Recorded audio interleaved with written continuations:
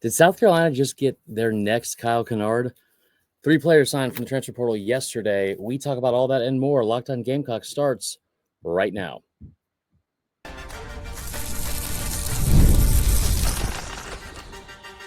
You are Locked On Gamecocks, your daily podcast on the South Carolina Gamecocks, part of the Locked On Podcast Network, your team every day. What's up, guys? Welcome into Locked On Gamecocks. I'm your host, Chris Marler. Hope you're having a fantastic Thursday. I apologize for the mood lighting. I'm in Baton Rouge at my actual company and job here for the week, going over some stuff before the end of the quarter. So I'm recording in one of the radio studios here, but I appreciate you guys joining and making Locked On Gamecocks your first listen each and every day. Shout out to our everydayers. Remember, guys, we are free and available podcasts wherever you get your podcasts, as well as on YouTube, part of the Locked On Podcast Network, your team every day. Today's episode is brought to you by the College Football Playoff. Yeah, pretty official there. The College Football Playoff is here, and you don't want to miss a moment of the action. The College Football Playoff presented by Allstate begins with 4 first-round games, December 20th and 21st on ESPN, ABC, TNT, and Max. All right, so today's episode, we got a good one. We got a quick one for you. I don't know why I'm already out of breath, but that's just, pretty par for the course of me, on brand. So we had 2 episodes on Tuesday. I was traveling then, so I wanted to get that knocked out. And of course, Wednesday, here for work and all that kind of stuff. Was hoping the Tuesday episodes would help get ahead. That was not the case, as a big news day for South Carolina. You get 3 players in the portal, all at positions of need. But there's one player in particular that I am real excited about. And I brought this guy up several weeks ago as like a top 3 want for me personally in the portal. He's at the number 1 need, I think, for position wise that South Carolina has going into next season. But is he the next Kyle Kennard? And hear me out when I mean when I say that. Like, I'm not saying he's going to go out and be a All-American, SEC Defensive Player of the Year, Lombardi, Nagurski, like awards everywhere, and potential first-round pick. What I am saying is that Kyle Kennard came in from the portal a year ago, and we talk about just the level of how well Beamer hit on that guy in the portal. Like, on a scale of 1 to 10, Kyle Kennard was an 11 in terms of impact from the portal, right? Some of these guys fizzle out. Some of them, like, you don't want to call them like bust, but like I said this over and over, Beamer and his staff have done arguably a better job per player, not like bringing in the most players or the most 4-stars, but what they have been able to maximize on and get from a developmental standpoint, from a value standpoint, and also from a production standpoint out of the portal so far in the last 3 years has been incredible. And Kennard was maybe the best, the biggest bright spot out of all of them, including Rattler. Guy comes in with double-digit sacks, over 20 tackles for loss, leads the SEC in both those things, and will potentially be a first-round draft pick. This player is not the same as Kyle Kennard in terms of they obviously play different positions, but Kennard came in at a position of need, and you had Stewart coming in too, right, as a freshman, but like provided veteran leadership, provided veteran experience, provided like experience at a P4 level, and was invaluable this year. It was incredible. Can Andrew Jones be Kyle Kennard 2.0 in 2025? Not from a production standpoint, but from being able to maximize like his value, his production, and his his impact at a drastically like really imperative position of need. The 2 positions I kept talking about over and over, like when the portal first opened: offensive line, linebacker. Offensive line, you lose 3 guys, guard to guard. You lose 93.1 or 93.5% of your overall snaps at those positions combined. Linebacker is not far off from that, right? Like in Clayton White's scheme, Carolina only usually has 2 linebackers on the field at a time.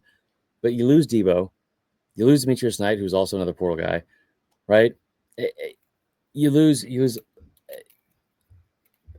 like that level of production, and it also like not just the level of production, but like the level of, okay, we were expecting Debo to be good. Debo, I don't think, had a great year, but because the other guys around him, it wasn't as noticeable because you had so much production out of them. It was one of the best units, like not only on the team, but maybe in the conference.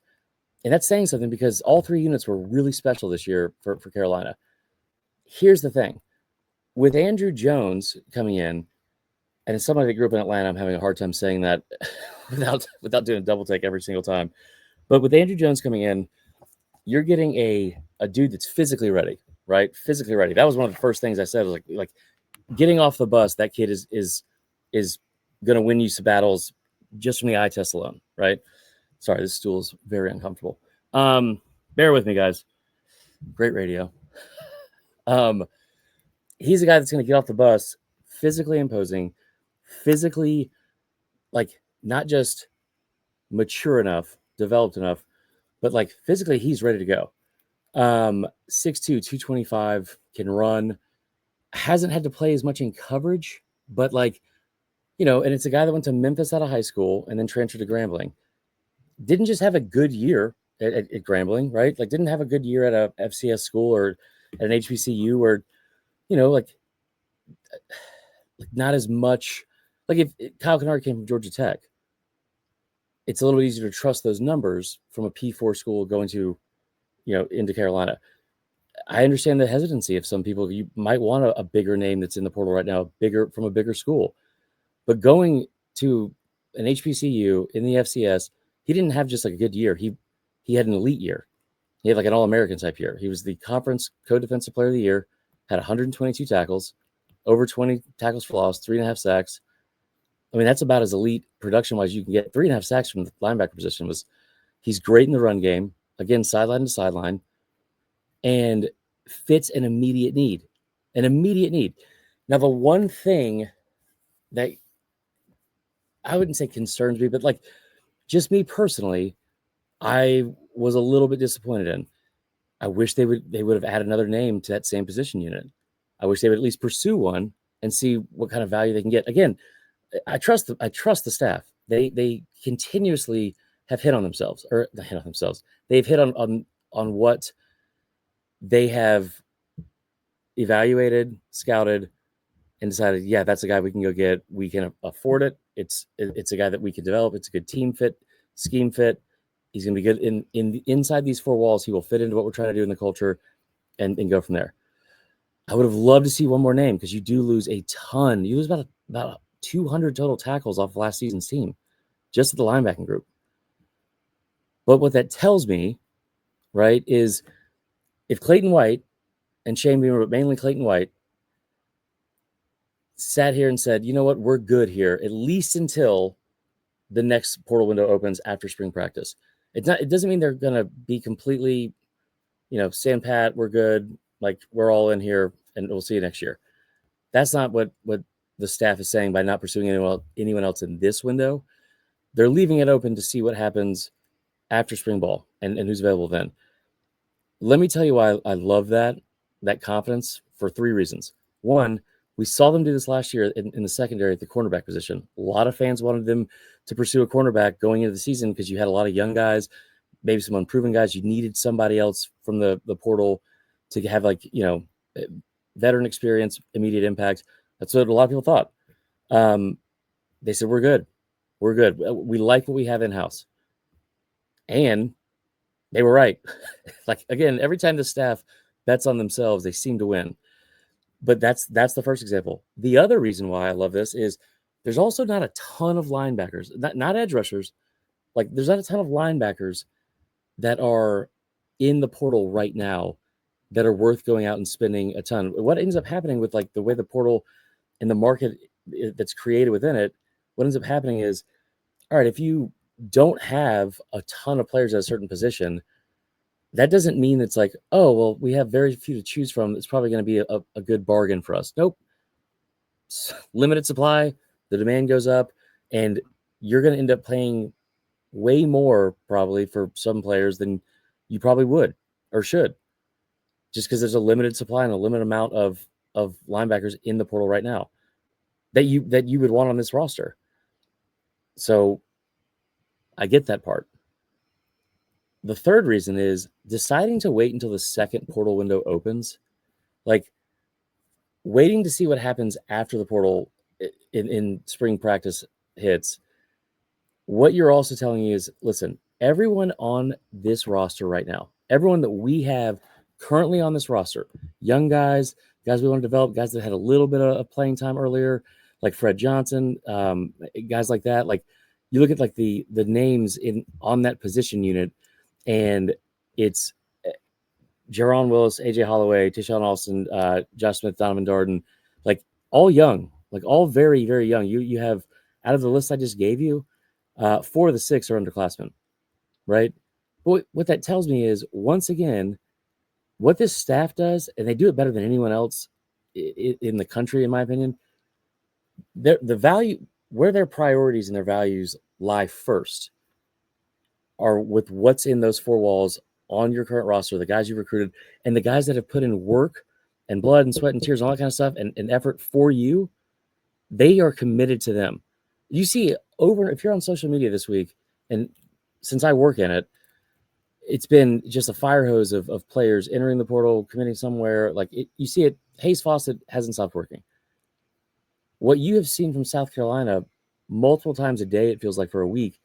Hey, our collective and our NIL group, Garnet Trust, like they've committed to having another player stay home. They've made an NIL deal with yet another player on the current roster to incentivize them staying home. It's happened at least 3 times a day for like the last 4 or 5 days. And I love that. I love the fact that Shane Beamer is saying, listen, you guys have put in effort for me. You have believed in me. You have committed to the culture we have here and the vision and what we're trying to build. And it paid off. We just went 9-3. We're about to boat race Illinois in the bowl game. Like, and we're going to get a double-digit win season going into next year with a Heisman candidate at quarterback. Like, thank you for believing in us. We believe in you too. And we're not going to go outside and see if the grass is greener at another position. We like what we have here.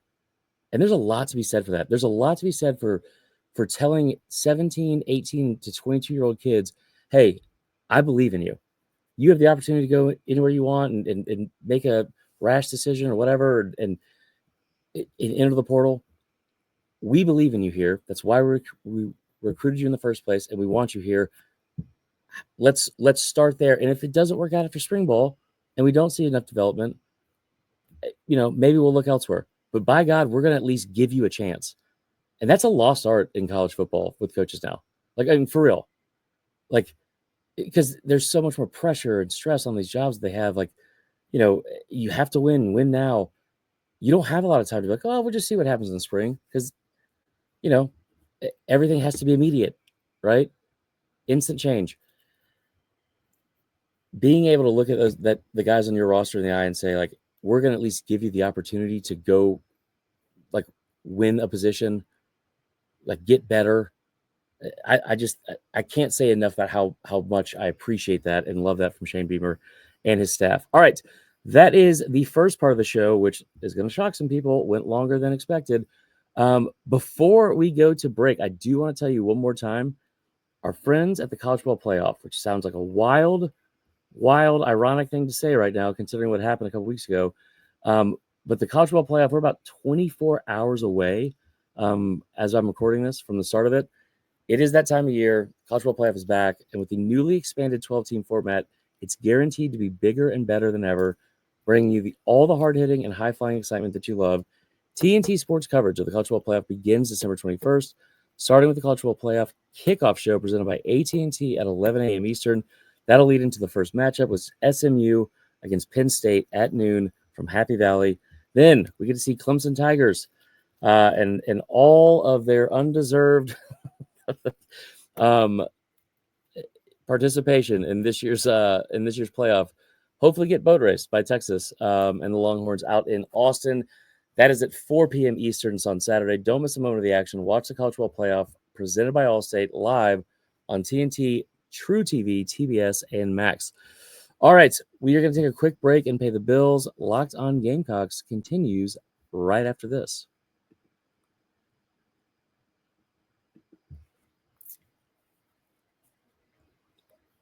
All right, welcome back in, guys. Thank you for joining us on this fantastic Thursday. I have got some coffee going. It has been a whirlwind of things, but I appreciate you guys joining us. Before we get back into it, I do want to tell you real quick about our friends at FanDuel. You guys have heard me brag about these guys a bunch, and I'm going to continue to do so because, listen, the season's winding down, but we got a ton of bowl games. a ton of NFL games as they gear up for the playoffs as well, which means there's a ton of opportunities to win some money. And you want to make sure you're doing that with FanDuel, America's #1 sportsbook. Right now, new customers can bet $5 and get $150 in bonus bets if you win. The FanDuel Sportsbook app gives you everything you need to place live bets in the NFL, all in one place. So when you get a hunch in the middle of the game, you can check out the latest stats, view the live play-by-play, and so much more on the same page where you place your bets. Just visit FanDuel.com to join today. You'll get started with $150 in bonus bets if you win your first $5 bet. That's FanDuel.com. Never waste a hunch and make every moment more with FanDuel, an official sportsbook partner of the NFL. All right, let's get back into it and talk about the other players South Carolina was able to get in the portal yesterday. All right, so 2 other players, right? And something that I've been calling for and hoping to see a little bit in this year's portal class, getting more players from the SEC, because obviously they're at least at the very most basic level, they're familiar with the league. They understand what it takes to win this league. Might not have had as much playing time or as much opportunity to have playing time or the start of their career that they wanted. Or maybe they just wanted to, new scenes or new scenery. Either way, I love the fact that they're getting SEC transfers, SEC to SEC transfers at South Carolina, and it's two interesting players. I cannot express to you enough still how excited I am about Andrew Jones. I just think that is a massive get, just a massive get. And like I said, maybe I'll end up being wrong. Obviously, Clayton White knows more than me, but he also wanted him as well. But that was a top 3 want for me right off the bat, and you guys heard it here on the show. Here's the thing. The other 2 players you got a defensive lineman, Gabriel Brownlow-Dindy, and then tight end Jordan Dingle from Kentucky. Brownlow-Dindy is from Texas A&M. 2 different players that are now like very different paths coming out of high school that are now in the same position. And the Dindy one, I'm trying to get excited about it. And there's reasons to get excited about it because he is a former 5-star. He's one of 2 former 5-stars that were on campus this week. And he is, he would fill a position of need. Your defensive lineman, you lose at least three interior defensive linemen. After the 2024 season, you might lose another one if TJ Sanders decides to go pro. So at the very least, you have some quality depth and good size from a dude that is at one point in his career an elite level prospect, right? Like an elite level prospect. There's one stat that I can't get out of my head that is the most concerning to me, and that's that he only played 16 snaps in 2024. Now, he came in like that 2021 class, I think. He was the number 11 overall player in the country, former 5-star. Like, he was so highly rated that, like, out of high school, he would have been the 8th highest rated prospect that South Carolina would have ever signed. Like right ahead of Dylan Stewart. An elite prospect out of high school. Just never found his footing in College Station, which is fine because he was a part of that class where, Jimbo signed like maybe the greatest defensive line recruiting class ever. Like, Walter Nolan, Shamar Turner, I think Shamar Stewart was in that one, like an unbelievable haul of talent at that position. He was a part of that. He's a 3-star. He's the number 100 overall ranked player in the portal. Again, I hope this is a great get and it works out. I really do. I understand not being able to find your footing with like A&M the last 2 or 3 years has had one of the best defensive line units in the country.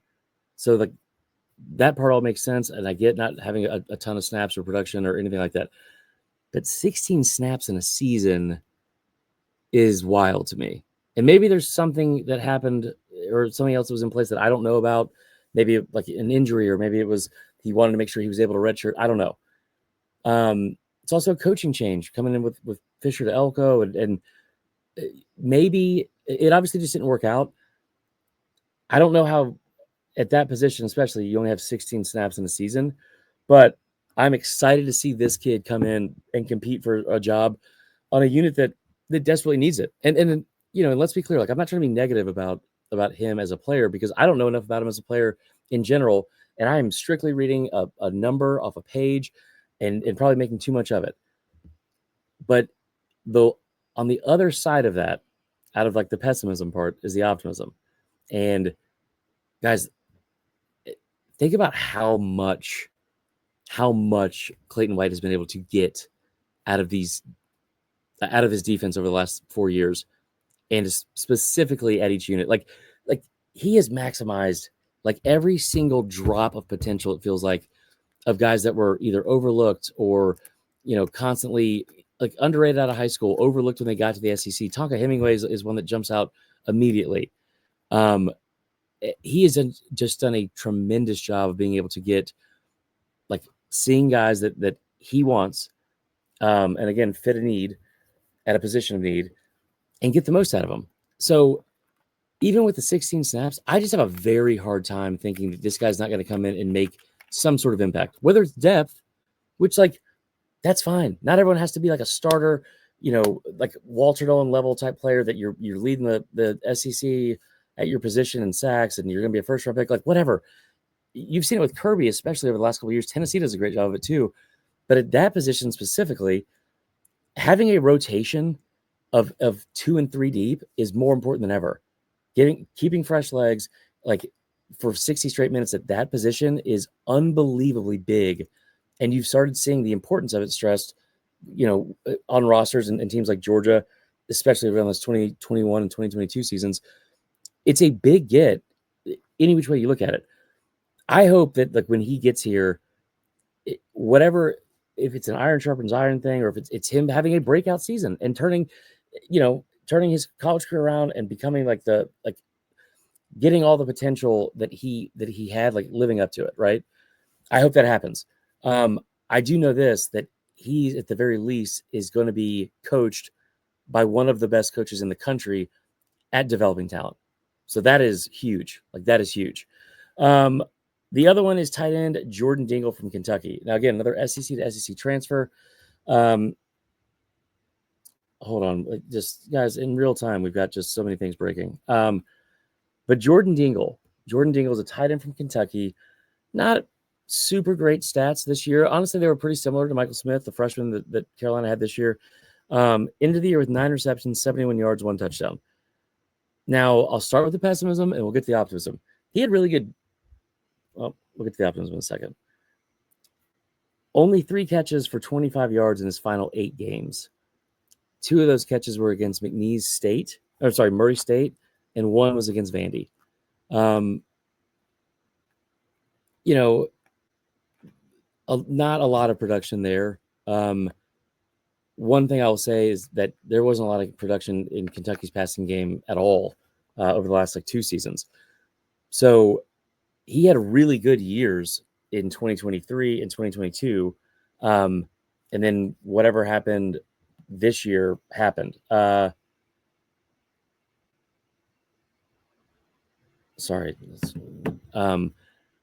happened this year happened. And listen, it wasn't like he had anybody throw him the football that was capable of doing that.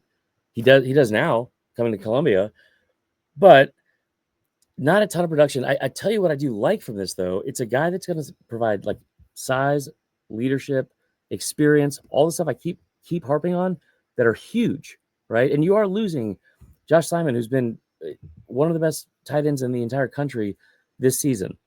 So that's production you got to replace. What it gets me excited about is this.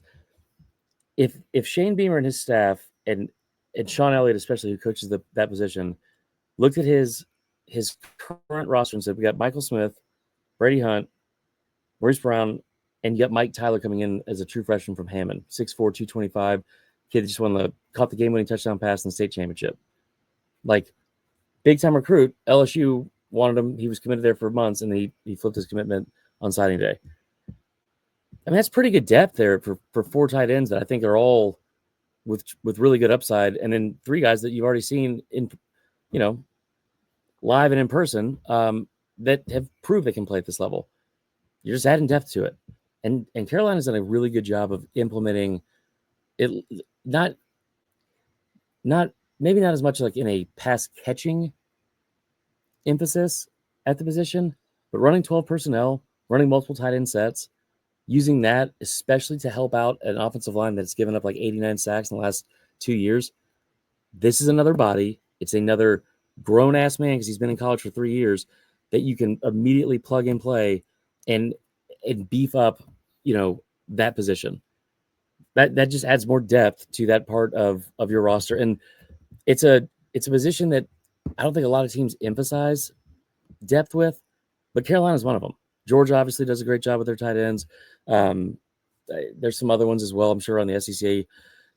But Carolina has had an emphasis on their tight ends and like, again, not just in the passing game, but how integral they are to what they want to do offensively since Beamer has been in Columbia. So I love that get as well. All right. That is all for the second part of the show. We're going to go to a quick break and we will close it out. I appreciate you guys staying locked in with Locked On, and we will continue next.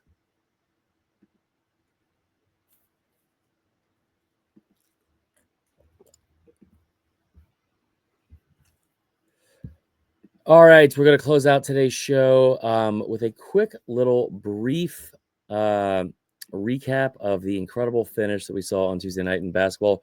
Before we do, I do want to remind you, I want to give a shout out to our friends at Prize Picks. This is honestly, I love FanDuel. I love all of our sponsors, and I love sports betting, as you guys know.